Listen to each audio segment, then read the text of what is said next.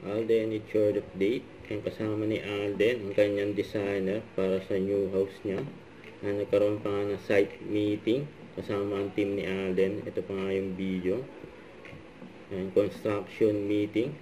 Siyempre, kasama dyan si Alden, sa kapinsan niya si Ate April at yung mga designer.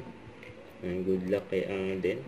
Excited na yung mga fans ni Alden makita yung bagong bahay ni Alden. At ito pa, yung binati pa nga ni Alden, yung daddy na inaanak ni Alden na si Rafael. Yan, cute pa nga, oh.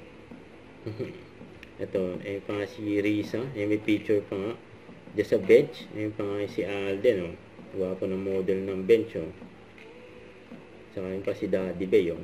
Ayun, napadaan din sa bench. Ayun, nakita niya yung anak niyang gwapo. Yun, oh. Napawaki pa nga si Daddy Bay.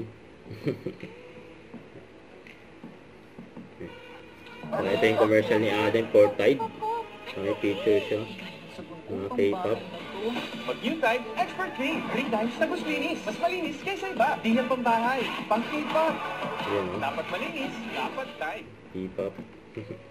Saka ito pa post ng Vivo Philippines. Yung gwapo pa nga ng model. Alden Richards yan. For Vivo V60 Lite. Ready set pink. You know. Tsaka yung mga billboard ni Alden, mga endorsement niya, gaya ng BDO at Sting, energy drink, you know. Lalaki ng mga billboard ni Alden, eh.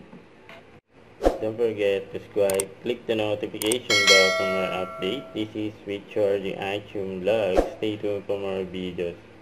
See ya.